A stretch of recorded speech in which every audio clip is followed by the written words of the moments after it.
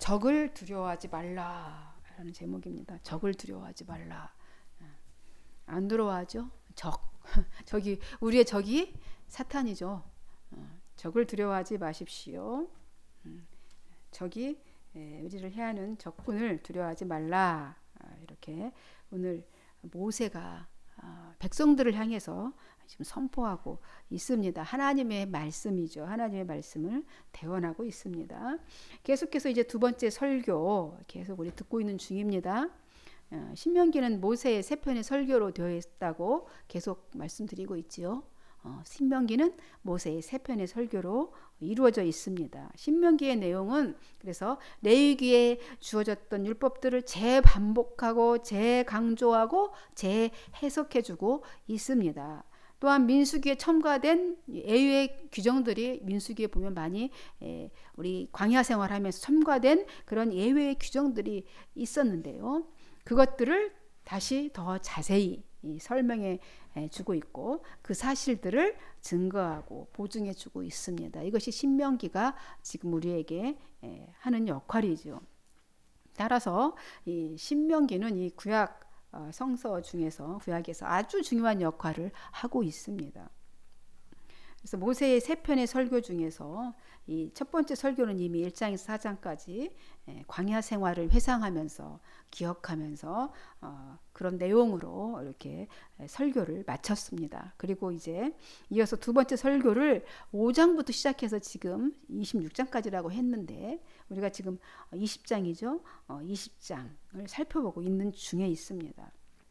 지금 가나안 땅을 눈앞에 두고 있는 이스라엘 백성들에게 현실적으로 가장 크게 다가오는 것이 뭐겠습니까? 전쟁이죠. 지금 전쟁을 앞두고 있잖아요. 전쟁.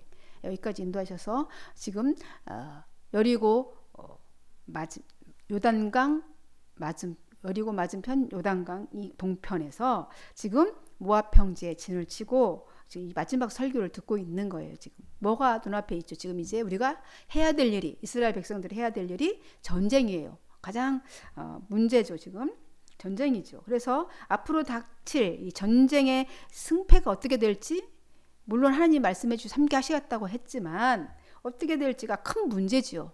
어떻게 될지. 왜냐하면 비록 하나님께서 승리를 약속해 주셨지만 그렇다고 해도 싸워야 되는 거는 누가 싸워야 돼요? 이스라엘 백성들이 싸워야 됩니다.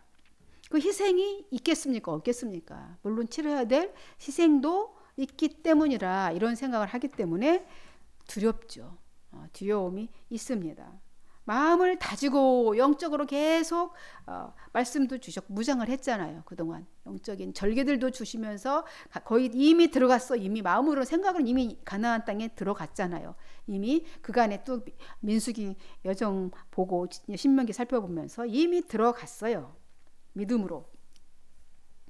그런데 막상 영적 무장을 하고 이제 하나님이 함께하기 마음을 다잡고 막 이렇게 있는데도 막상 그들은 우리보다 강해. 자신들보다 강한 상대예요. 그죠? 쪽수도 일단 많고 그죠? 병력도 많고 신무기고 거기다가 또 기골도 그죠? 장대하고 성읍도 견고해요. 그리고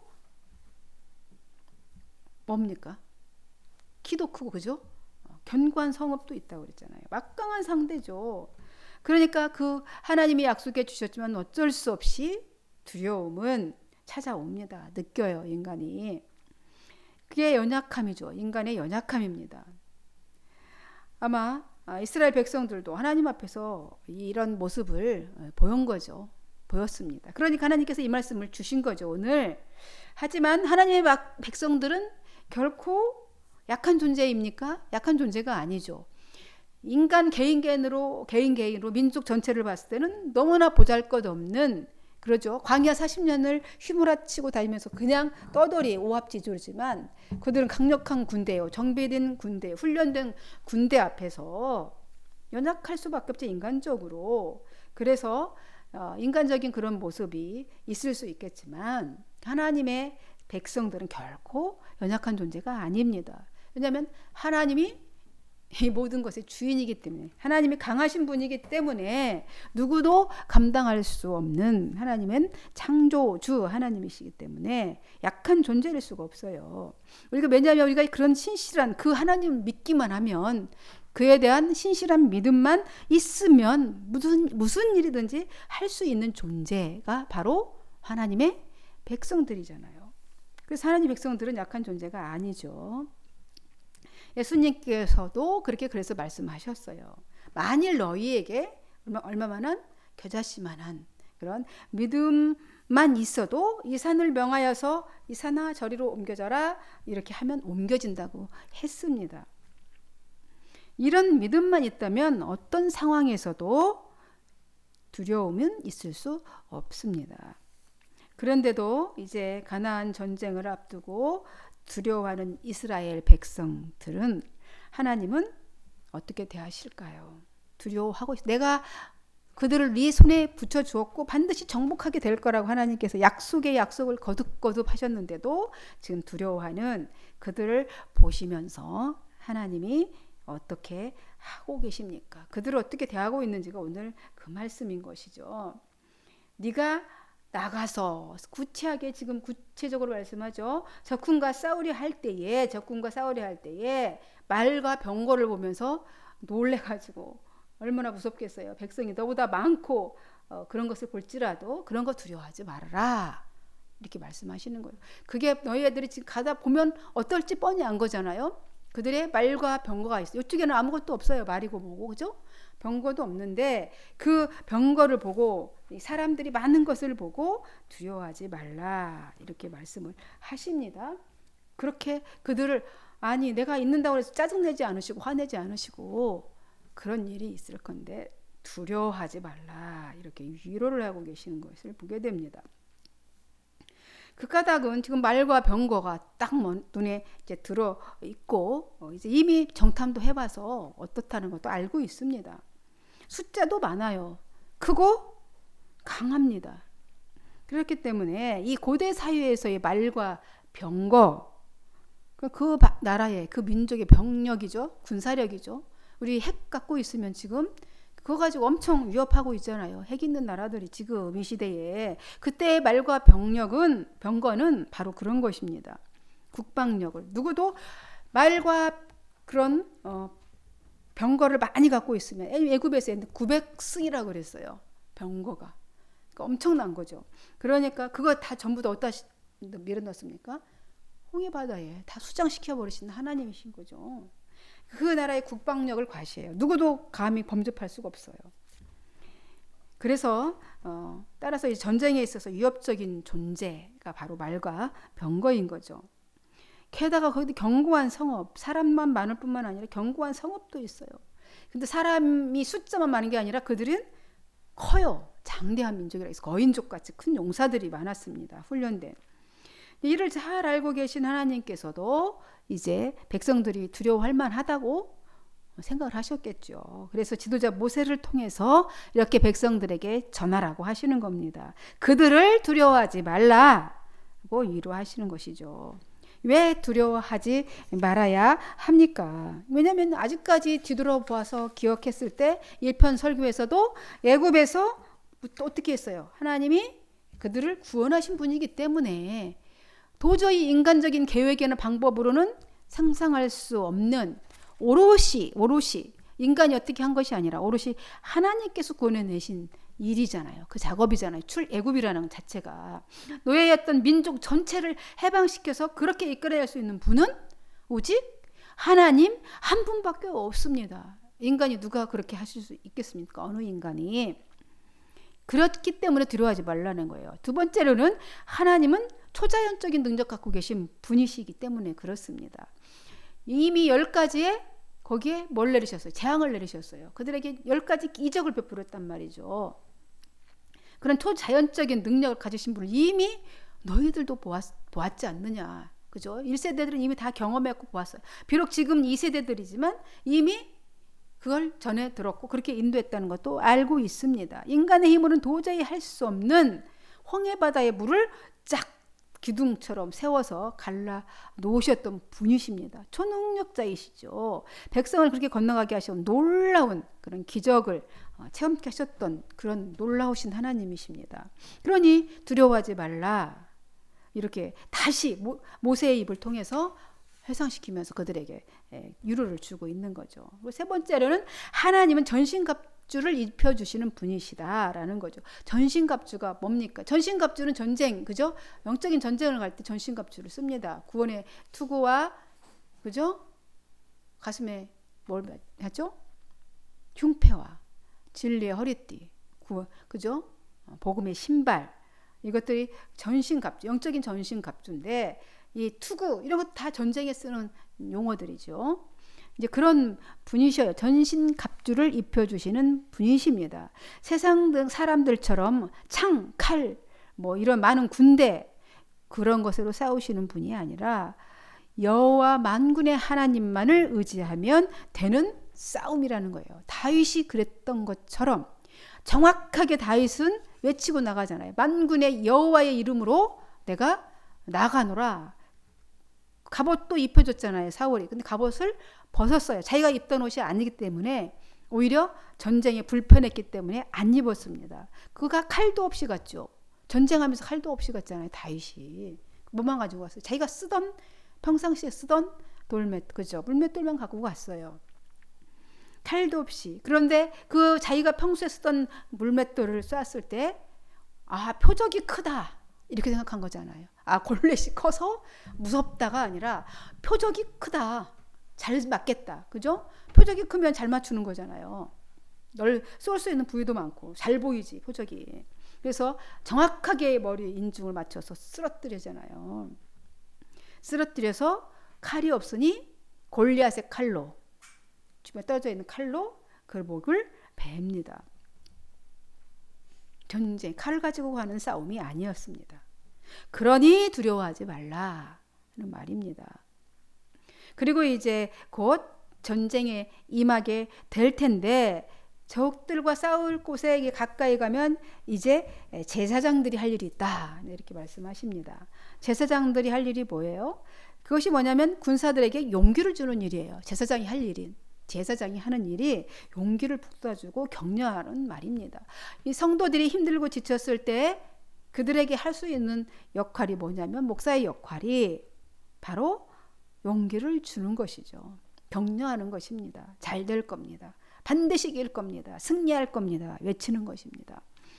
제사장은, 대제사장이나 여기서 나오는 이 제사장은 그럼 우리 생각하는 그 성막에서 대제사장이나 일반 그런 제사장이 아니고 이제 군속 제사장, 군목, 쉽게 얘기하면, 요즘 말로 하면 쉽게 얘기하면 군목이겠죠. 군목, 군대를 이렇게 동반하도록 이렇게 임명받은 제사장, 자, 군대 안에 있는 이제 제사장을 말하는 것이죠. 이들은 각 지파의 족보들을 보관하고 있는 사람으로서 이제 병역에 어쨌든 징집의 권한이 있어요. 이 제사장들에게 징집의 권한이 있었습니다. 또한 이미 이게 징집된 이렇게 군인들을 일지라도 그 가정이 어떤 가정사에 일이 생기거나 무슨 관계가 상황에 따라서 고려해서 이제 군무에서 제외시켜줄 수도 있는 그런 이제 권한을 가졌던 제사장입니다. 제사장이 이제 어떤 역할을 하는지 이제 말씀을 해주십니다. 제사장은 이런 역할을 하라는 거예요. 어떤 역할을 하라고 하는 것입니까? 한번 들어봅시다. 3절 4절 한번 보시죠. 이렇게 제사장은 말하래요. 말하여 이르기를, 이스라엘아 들으라.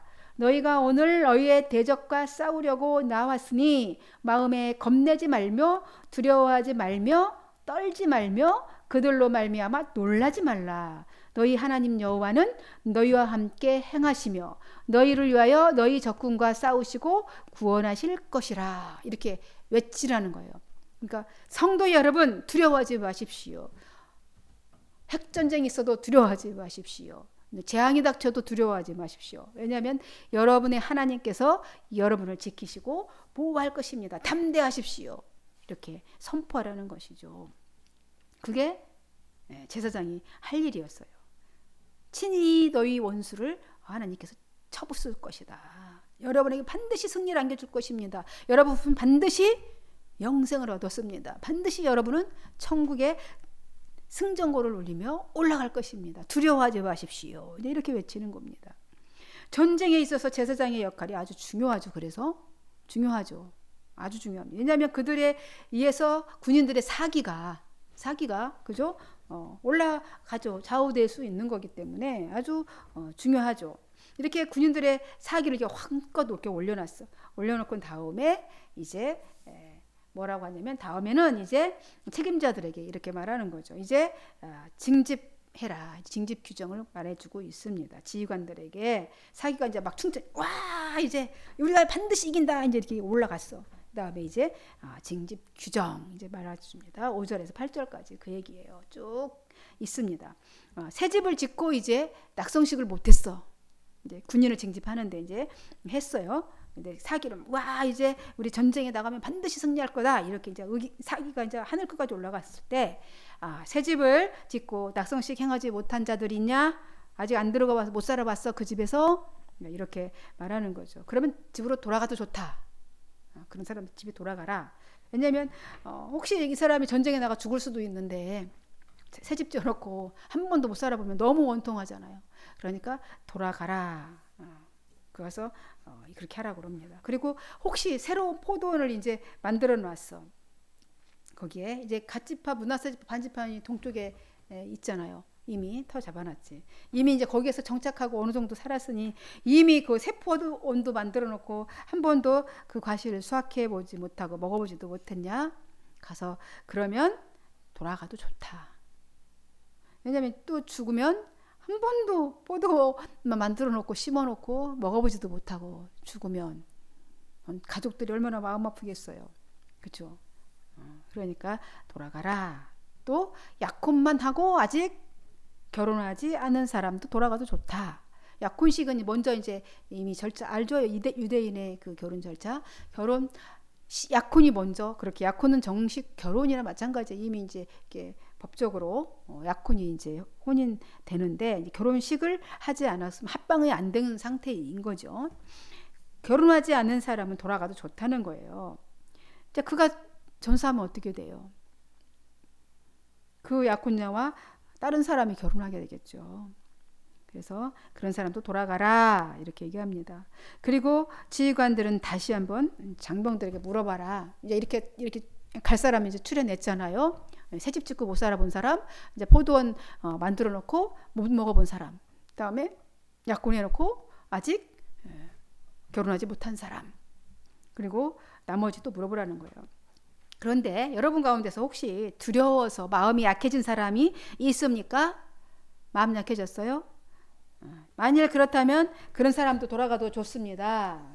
좋다 이렇게 말씀하고 있습니다. 왜냐하면 그런 사람은 다른 사람들이 사기만 떨어뜨릴 뿐이잖아요. 이렇게 징집된 병사들을 이제 지휘관들은 이제 각 부대장을 이제 이렇게 다 출연해서 징집이 딱 됐어. 정예요원이 딱 된 거죠. 그러면 지휘관들은 이제 각 부대장들을 임명하라는 거예요. 그래서 자기 부대를 이제 통솔을 하도록 하라. 이게 하나님의 방법이에요. 모세는 장차 이스라엘 백성들이 가나안 땅에서 당하게 될 모든 일에 대해서 아주 이렇게 세부적인 상황까지를 다 말해주고 있습니다. 지금 모세가. 과연 모세라는 생각이 들지 않습니까? 과연 모세지요. 이렇게 백성들, 자기 백성에 대한 이 사랑, 그런 사랑이 아주 여기 드러나고 있습니다. 하나님의 도우심을 한 성령의 감동하심으로 물론 아주 세부적으로 이렇게 상황을 다 말해주고 있어요. 아주 놀랍습니다. 또 이번에는 이어서 가나안 땅에 있는 어떤 성읍을 공격하게 될 때, 이제 가나안 땅을 정복하고 이제 어느 성읍을 치게 될 때 그 처세를 어떻게 하라고 하는지 말씀하십니다. 10절에서 18절까지죠. 먼저 그 성읍 주민들에게 평화적으로 항복하라고 제안하라고 합니다. 항복. 그 주민들이 이제 항복합니다. 항복하고 이제 성문을 열어주면 성 안에 있는 주민들은 죽이지 말라는 거죠. 죽이지 말고 이제 이스라엘을 위해서 이제 조공 바치게 하고 이제 섬기게 하라. 이렇게 말합니다. 그러나 만일 이 평화 제안을 거부하고 대적하면서 싸우려고 막 든다면은 이 성읍을 포위하고 공격하도 좋다. 이렇게 말씀하십니다.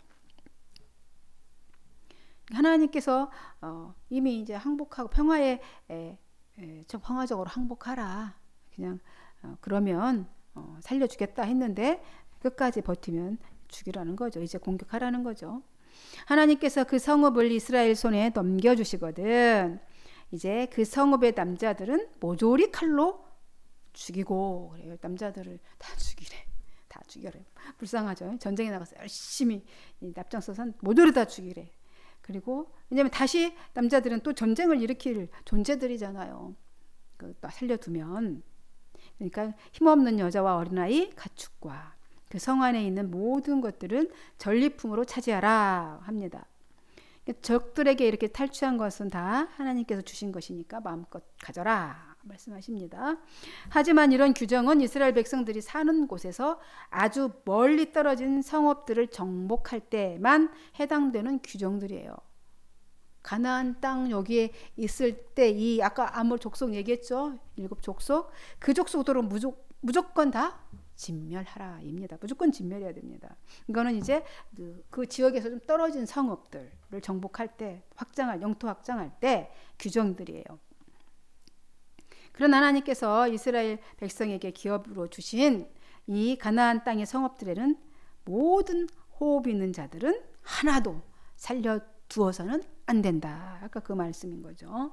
하나님이 명령하신 대로 그 족속들을 철저하게 진멸시켜라. 헷 족속, 아모리 족속, 브리스 족속, 히위 족속, 여보스 족속 철저하게 진멸하라. 이렇게 말씀하십니다. 그렇게 하지 아니하면 그들 족속들은 자기들의 신을 섬기도록 유혹할 것이고 마침내 이스라엘로 하여금 하나님께 죄를 짓게 할 것이기 때문이라 말씀하십니다. 결국 그렇게 되었지요. 그렇게 되었습니다. 그리고 하나님은 아주 특별한 또 명령도 하십니다. 살림 자원에 이제 대한 것인데 이어서 19절, 20절인데요. 너희가 너희 성읍을 오랫동안 에워싸고 그 성읍을 쳐서 점령하려 할 때에도 도끼를 들어 그곳의 나무를 찍어내지 말라. 이는 너희가 먹을 것이 될 것이니 찍지 말라. 들의 수목이 사람이냐? 너희가 어찌 그것을 에워싸겠느냐? 다만 과목이 아닌 수목은 찍어내어서 너희와 싸우는 그 성읍을 치는 기구를 만들어 그 성읍을 함락시킬 때까지 쓸지니라 이렇게 말씀하십니다. 어떤 성읍을 오랫동안 포위하고 공격하게 될 때 이제 오래되어서 견고한 성읍을 점령할 때가 있을 때에 그렇게 주변에 과일나무들이 좀 있을 거 아니에요. 오랜 살림들이 있는데 그때 도끼로 막 찍어내지 말라는 거예요. 이게 적개심을 사람에게 갖는 나무에게 분풀이하지 말라고. 살림 제목은 이렇게 막 해가 훼손하고 이렇게 화풀이하지 말라는 겁니다. 왜냐면 이제 이런 이유도 있잖아요. 그 성읍을 정복한 후에 과일을 따먹을 수 있잖아요. 나중에 정복하면 자기 것이 될 건데 다 찍어내버리면 나중에 먹을 수 없는 거죠. 화가 난다고 다 베어버리면 먹지 못할 거예요. 그럼 땅은 나무가 없으면 또 척박해지거든요. 그러니까 그렇게 하지 말라. 그러나 이제 과실수가 아닌 나무는 이제 목재로 이제 도구로 포위 공격용 도구 있어야 될 거 아니에요. 이거는 나무로 찍어서 만드는데 써라. 이렇게 말씀합니다. 21절에. 하나님은 어떻게 전쟁을 이끄실지를 아주 자세하게 모세를 통해서 알려주고 계십니다. 그러니 너희는 절대로 두려워하지 말라는 것입니다. 오늘 21장의 말씀은 절대로 어떤 상황에서도 전쟁이 눈앞에 있을지라도 두려워하지 말라는 것입니다. 여러분도 어떤 상황이 여러분 앞에 펼쳐질지라도 두려워할 것이 없습니다. 여호와 하나님께서 여러분과 함께 하실 것이고 반드시 그 위기는 전화위복이 될 것이니까. 아멘. 기도하겠습니다. 하나님 아버지 감사합니다.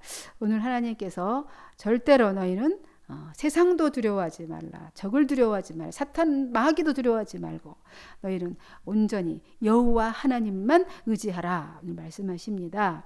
하나님 담대히 주의 이름을 부르며 나가는 주의 종들에게 하나님께서 함께 해주셔서 반드시 승리를 가져올 수 있도록 동행하여 주시기를 원하고 성령을 부어 주옵소서. 오늘도 기름 부심이 있음에 감사드리고 축복하고 예수님의 이름으로 기도하옵나이다.